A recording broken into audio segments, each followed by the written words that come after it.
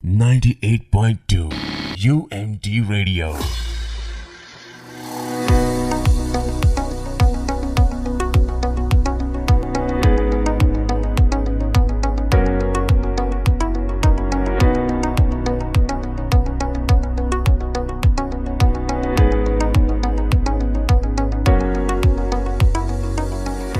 अस्सलाम वालेकुम ladies and gentleman and welcome to UMT campus radio 98.2।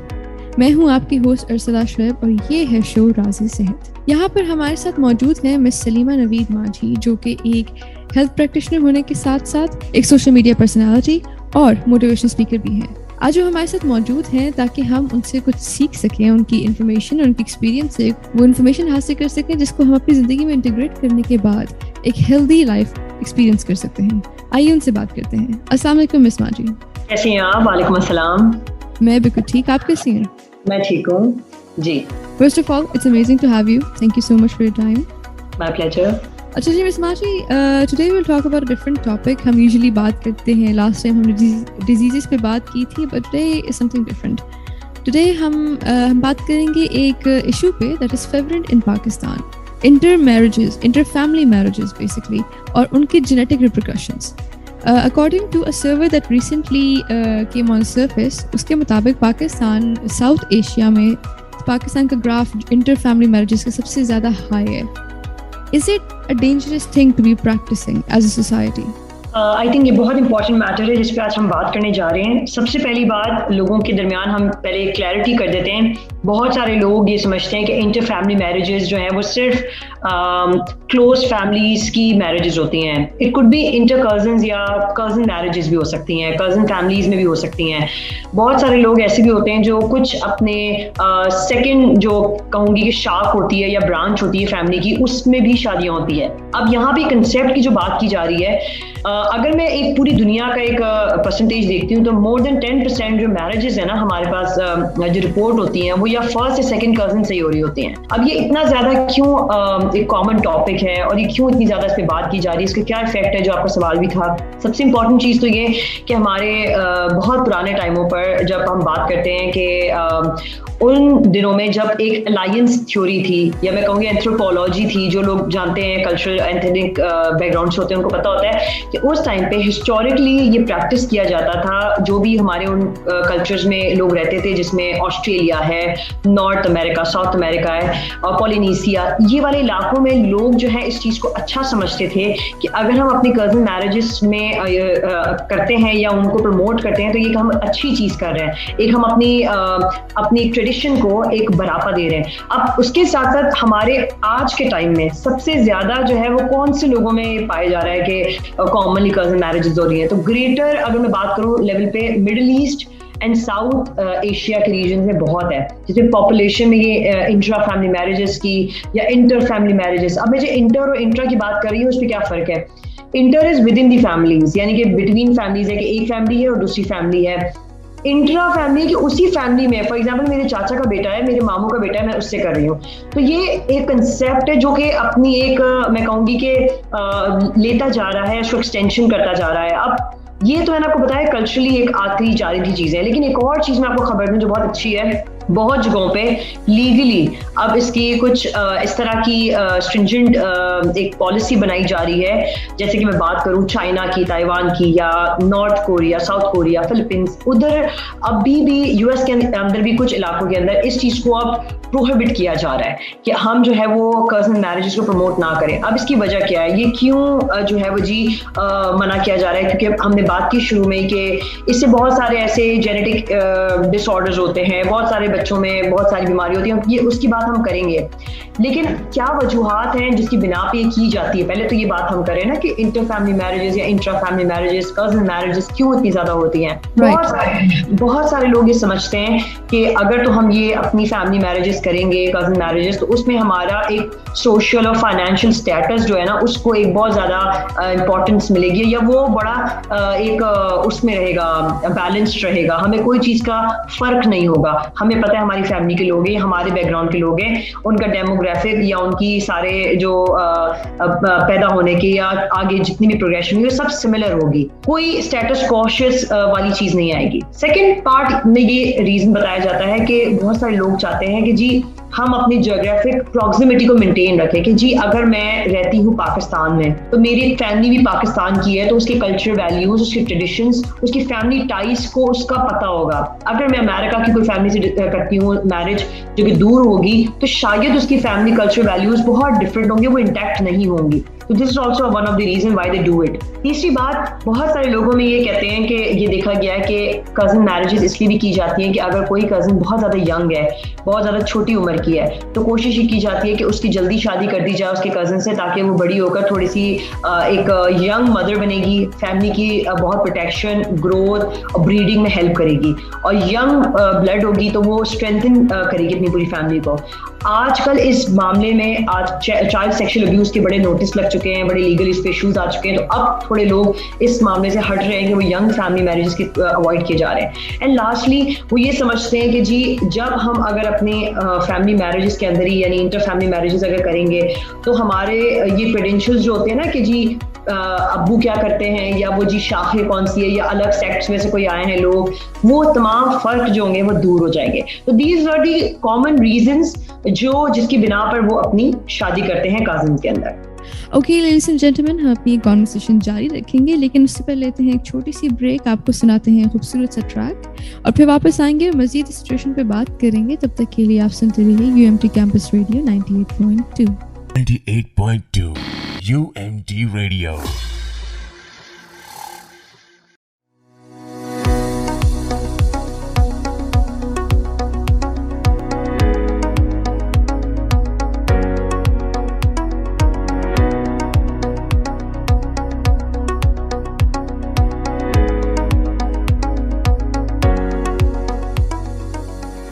Welcome back ladies and gentleman, मैं हूं आपकी होस्ट RJ अरसला शुएब और आप सुन रहे हैं प्रोग्राम राज़े सेहत। मेरे साथ मौजूद हैं डॉक्टर सलीमा नवीद मांझी और हम बात कर रहे थे इंटर और इंट्रा फैमिली मैरिजेस पर।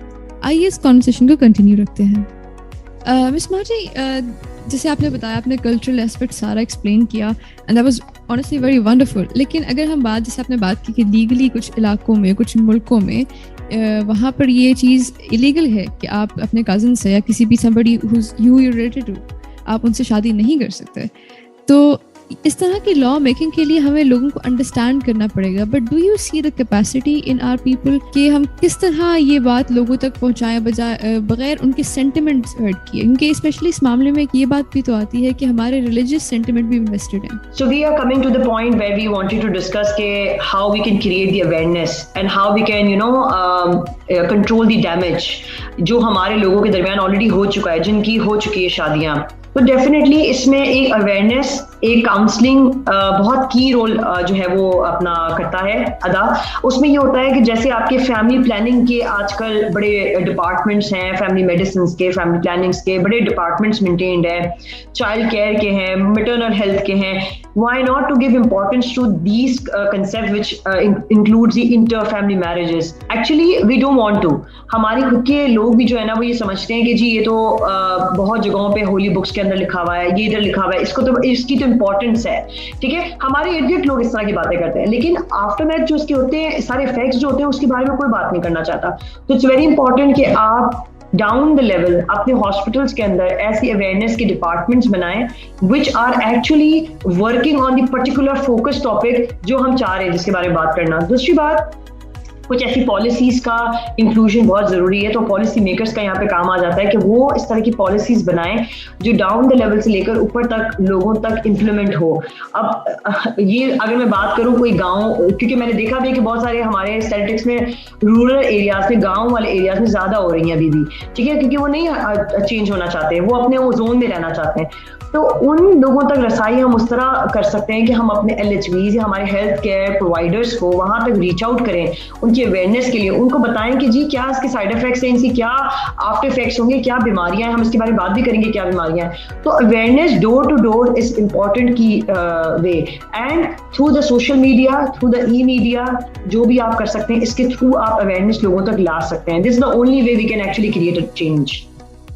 जी राइट, अभी आपने तस्करा किया कि जी इसके साइड इफ़ेक्ट्स हैं, द कज़न मैरिज के तमाम जो ये एक कॉन्सेप्ट फेवरेटली हमारी सोसाइटी में फैल चुका है, इसके जो साइड इफ़ेक्ट्स हैं, काइंडली आप इस पर थोड़ी सी लाइट शेड करेंगी, what can we expect out of this as a society? बिल्कुल।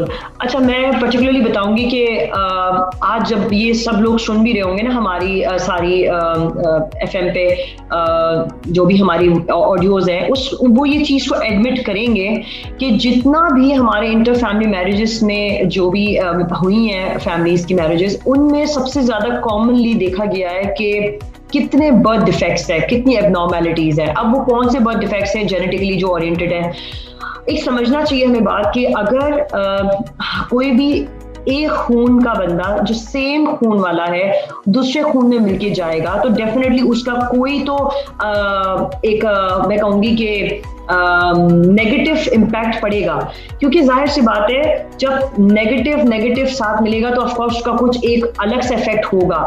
और इस फैमिली के अंदर एक छोटी सी बात अगर समझाने के लिए मैं बताऊं तो इनमें ऐसे बच्चों में ऑटोसोमल रिसेसिव डिसऑर्डर सबसे ज्यादा होते हैं। वो होते कैसे हैं कि जब आप ऐसे वाला ब्लड जो मिल जाता है जिसकी इंक्रीज लाइक्लीहुड होगी of receiving the recessive genes, मुझे नहीं है अगर कैपेसिटी कि मैं रिसेसिव जीन्स को एक्सेप्ट करूं या लूं, लेकिन मुझे दिया जा रहा है बिकॉज मेरी तो मैरिज हो रही है उसी बंदे से, सेम बंदे से, तो मेरी बॉडी के अंदर वो ही ऑटोसोमल मैं अपना ही रिसेसिव डिसऑर्डर क्रिएट कर दूंगी। तो मेरा आने वाला जो बच्चा होगा ना वो उस चीज का विक्टिमाइज होता है और आगे जाकर उसकी आंखों की तकलीफ, उसके आई साइड वीकनेस से प्रॉब्लम, उसके स्किन डिसऑर्डर्स, एक्जिमास भरपूर होते हैं उन बच्चों में। बहुत सारे बच्चे हमारे पास मेजर थैलेसीमिया की उससे रिपोर्टिंग से आते हैं। बहुत सारे बच्चे तो पैदा ही नहीं होते और हाई रिस्क होता है उनका स्टिल बर्थ का, कि वो पैदा होते ही बिल्कुल मुर्दा पैदा हो जाते हैं। फिर आगे हमने बहुत सारे केसेस में बहुत सारी रिसर्चेस भी देख रही थी, तो उसमें जब पैदा वो हो जाता है, अगर वो पहले अगर स्टिल बर्थ नहीं हुई है तो बाद में हो सकता है कि उसकी पोस्ट इंटर मोर्टेलिटी आ जाए, यानी बाद में डेथ आ जाए। बहुत सारे बच्चों के अंदर कॉग्निटिव एबिलिटीज, ब्रेन वर्क करने की एबिलिटीज बड़ी श्रिंक हो जाती हैं, कम हो जाती हैं। ये हम मानते नहीं है लेकिन ये रिसर्च कहती है, ये देखिए रिसर्च कहती है, इसका मतलब है कि ये इन्होंने कोई सर्टेनली कोई अपनी पब्लिक पे किया है। और आहिस्ता आहिस्ता इन लोगों में हाईएस्ट चांसेस होते हैं डेथ के, क्योंकि जाहिर है उनके पास कैरी ऑटोसोमल रिसेसिव जीन्स हैं, तो वो तो हर चीज को रेसेसिव कर रहा है। तो बात ये आती है कि हम इन चीज़ों को अगर निगलेक्ट कर भी लें, लेकिन लाइफ के किसी हिस्से में आते हुए कभी हियरिंग के प्रॉब्लम्स, कभी आपके थैलेसीमिया के प्रॉब्लम्स, स्किन के problems, eye side weakness, these are the common problems, I have actually seen it. ठीक है, सो ये बहुत कॉमन है जिससे हमें इग्नोर नहीं करना चाहिए। And I think this is something we have to, tell all the people around us, जिसको हम देखते हैं कि वो इन practices में अगर मुलविस है तो। An interval to the conversation, हम एक छोटी सी ब्रेक लेते हैं, आपको सुनाते हैं खास ट्रैक जो हमने आपके लिए पिक किया है। तब तक के लिए आप सुनते रहिए UMT Campus Radio 98.2 and then we'll be back with Miss Salima Naveed Manji to talk a little more about this subject. 8.2 UMT Radio.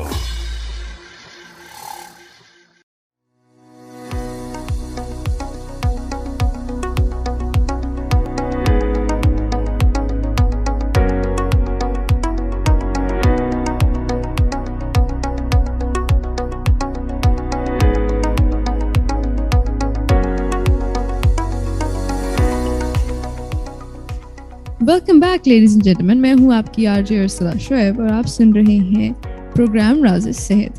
हमारे साथ मौजूद है डॉक्टर सलीमा नवीद मांजी, जिनके साथ हम बात कर रहे थे इंटर और इंट्रा फैमिली मैरिजेस पर। आइए इस कॉन्वर्सेशन को कंटिन्यू रखते हैं। मिस मांजी, आपने कॉग्निटिव डिसऑर्डर्स की बात की। एक हमारे सामने ये भी कॉमन थॉट आता है, यूजुअली ऑटिस्टिक जो बच्चे होते हैं, में ये भी देखने को आया है कि जो जितने भी ये कज़न मैरिजेस हैं, that actually more often than not does result into autism, and sometimes even they are more likely to be the victims of ADHD as well. उनकी वजह I totally agree. And not even ADHD and autism, there are certainly delayed thinking, delayed comprehension, कि कोई चीज़ आप उनको समझाएं वो बहुत देर बाद उस चीज़ को समझ पाते हैं. वो सारी चीज़ें, डिसलेक्सियाज वगैरह बहुत सारे इश्यूज हैं जो आगे जाकर, क्योंकि जेनेटिकली आपकी जो बॉन्डिंग होती है ना वो बहुत मैटर करती है. आपका डीएनए इट्स योर आइडेंटिटी, और डेफिनेटली वो आपकी लाइफ टाइम आपके ब्लड में होता है. तो वो चीज़ें आपके उसमें इफेक्ट करती हैं, और ये कॉग्निटिव डिसेबिलिटीज़ तो बहुत ज़्यादा कर रही होती हैं बच्चों में, जो कि पेरेंट्स को एक्चुअली पहले ही अपनी फैमिली प्लानिंग करवा लेनी चाहिए. हम इसके बारे में बात भी करेंगे कि पेरेंट का क्या रोल होता है इन सब चीज़ों के लिए, किस तरह से वो ये चीज़ों को अवॉइड कर सकते हैं. अगर तो हो गई है कजिन मैरिज, उसके बाद क्या. तो इम्पॉर्टेंट ये है कि अगर उनकी मैरिज हो गई है तो they ensure that they get their themselves genetic counselling done. आपके जेनेटिक काउंसलर्स होते हैं अवेलेबल, दे टेल यू कि what needs to be avoided. कभी कभार वो आपको ये भी कहते हैं कि ज़्यादा बच्चे नहीं करने, क्योंकि पहले बच्चे के बाद दूसरे बच्चे में डेथ के चांस होते हैं, या पहले बच्चे में डेथ के चांस होते हैं, दूसरा वाला शायद सेफ हो. ये सारी एस्टिमेशन, सारी अजम्पशन, सारी काउंसलिंग आपके जेनेटिक एक्सपर्ट्स देते हैं, और फिर उसके अकॉर्डिंगली वो आपको थेरेपीज देते हैं कि कौन सा ट्रेड जो है वो आपकी मैचिंग करेगा, कौन सी सेफ्टी आपने लेनी है ड्यूरिंग योर प्रेगनेंसी. ये सारे gynaecologist and your genetic counsellors are involve in this matter. And then yet again family planning has a greater role. वो आपको ये बताएंगे कि जी आपको कितने बच्चे करने चाहिए, कौन से बच्चे में आपने कितना गैप रखना चाहिए, कौन सी चीज़ें आपने इंश्योर करनी चाहिए टेस्ट सर्टनली, जो आपको ये इंश्योर करके बताएं कि जी ये चीज़ें आपकी सही नहीं जा रही हैं, सही जा रही हैं. तो अब तो हो गया, उसके बाद के भी बहुत सारे जो होते हैं आपके एक स्टेप्स होते हैं जो आपने एक्चुअली इंश्योर करने होते हैं. जी राइट. मैम एक ये फेमिलियल या फिर कल्चरल लेवल पे भी एक तो एक माइंडसेट चेंज करना पड़ेगा. अब let's say the future generation of these people who got married to their cousins, और उनके उन तक ये मैसेज पहुंचाना, उन तक ये बात पहुंचाना without taking any jabs at their identity, at their parents and their choices, it can be a bit difficult of a task. तो क्या आप समझती हैं कि ये चीज़ इंटर में और यूनिवर्सिटीज़ में स्कूल लेवल पे बच्चों को समझानी चाहिए कि that has long term effects, क्योंकि फैमिलीज को इस बात पर मुत्तफिक करना बड़ा मुश्किल काम है, और people might run away from this. अच्छा, मेरा ख्याल है यहाँ पे हमारा इंडिविजुअल से लेकर एक ऑर्गेनाइजेशन एंड कम्युनिटी का रोल दोनों आता है. सबसे पहला मैंने बात की थी, काउंसलिंग करना बहुत ज़रूरी है. हमारे हेल्थ प्रोफेशनल्स का ही रोल आ जाता है. अवेयरनेस, सेल्फ अवेयरनेस भी इंपॉर्टेंट है कि आप खुद भी जानना चाहते हैं, आप खुद भी देखते हैं, सर्चिंग करते हैं, आप पढ़ते हैं, किसी से डिस्कस करते हैं. अवेयरनेस सेशंस में जाना, उन तक पहुंचाना, ये दोनों का रोल हो जाता है. तीसरी चीज़, घर के अंदर डिस्कशंस करना, एजुकेट करना, लर्निंग इन्वायरमेंट्स में आपके इंस्टीट्यूट्स के अंदर आप डिस्कशंस करें. कोई ऐसा करिकुलम का पार्ट बना दें, कोई ऐसा डे बना दें सेलिब्रेशन का, जिसमें आप बच्चों तक, लोगों तक एजुकेट कर सकें. कम्युनिटी आउटरीच प्रोग्राम्स के अंदर जाके आप कम्युनिटी तक रीच आउट करें, उन तक पहुंचाएं कि जी ये चीज़ें हैं जिनको हमने एड्रेस करना है, इस तरह से इसको ठीक करना है और इस चीज़ को अवॉइड करना है. And then sharing stories with them कि भाई इन लोगों के साथ ये हुआ है, तो अब आपके पास ये एक सीख है जो आपने समझना है, और ये आपके लिए लेसन है. एंड देन लास्टली जो हमेशा कहती हूँ कि मुझे लगता है ये बहुत इंपॉर्टेंट है. आजकल हमारे पास पाकिस्तान में कल्चर नहीं है, लेकिन हमारे पास मैट्रिमोनियल जो कमेटीज हैं या मैट्रिमोनियल्स की जो एसोसिएशंस हैं, वो तो अपना काम कर रही है रिश्ते ढूंढने में, लेकिन they are not acting responsibly. How? Because अगर आप इनिशियल लेवल पे जब आप रिश्ता मैच मेकिंग करते हैं, आप उनको पहले ही बता दें कि जी हम इंटर फैमिली मैरिजेस या उन घर में ही आप डिस्कस करें कि हम विद इन फैमिली नहीं करेंगे, कजिन में नहीं करेंगे, बिकॉज ये रीजंस हैं. तो आपने उनकी भी अवेयरनेस कर दी और आपने अपना भी काम बचाया, आपने गलत काम करने से बचाया. और फिर आगे इस तरह से आप कर सकते हैं कि आप उन मैट्रिमोनियल साइट्स पर या उन ऑर्गेनाइजेशन एसोसिएशंस में इस मैंडेटरी कर दें कि those who want to opt for their cousin marriages, they will do it on their own, we are not responsible. और उनको एक काउंसलेंट साइन होना चाहिए. तो ये प्रॉपर एक चीज चैनलाइज होनी चाहिए विद द पॉलिसी, ताकि लोग इन चीजों से अवॉइड कर सकें. ये ऐसे नहीं इम्प्लीमेंटेशन होती है, it takes a lot of effort and time and responsibility. इसके स्टेक होल्डर्स को अपना रोल अदा करना चाहिए, and this is how we can achieve what we want to. जी right. Thank you so much Mishma ji, आपने हमारे साथ ये छोटा सा एक शो किया, आपने हमें information the, and was such a useful information. Thank you so much for being here. My pleasure. Thank you so much असला. और ये थी लेडीज एंड जेंटलमैन हमारी गेस्ट डॉक्टर सलीमा नवीद मांझी, जिन्होंने हमें बताया कज़न मैरिजेस और या फिर किसी भी ऐसे इंसान से शादी करना जिससे आप रिलेटेड हैं, उस सिलसिले में क्या क्या कॉम्प्लिकेशंस आ सकती हैं। देखिए, जब आपकी लाइफस्टाइल की बात हो या किसी और के लाइफस्टाइल की बात हो, किसी भी चीज़ के बारे में जब बात हो रही होती है, तो ये बात का असूल ये है कि बात हमेशा ठंडे दिमाग के साथ सुनते हैं। अब जो हो गया वो हो गया, what has been done is done. अब हमें बतौर सोसाइटी, बतौर नेशन आगे देखना है, हमारी फ्यूचर जनरेशन्स हम पे डिपेंड करती हैं, तो हमें उस जिम्मेदारी के साथ अपने आप को आगे लेके चलना है। So let's be wise, let's be informed and let's make the right choices. और अपनी सेहत का ख्याल रखें, अपने आसपास के लोगों की सेहत का ख्याल रखें, क्योंकि जान है तो जहान है। अब दीजिए मुझे इजाज़त और सुनते रहिए UMT कैंपस रेडियो 98.2। आप सबका बहुत शुक्रिया। अल्लाह हाफिज़। थैंक यू, टेक केयर, अल्लाह हाफिज़।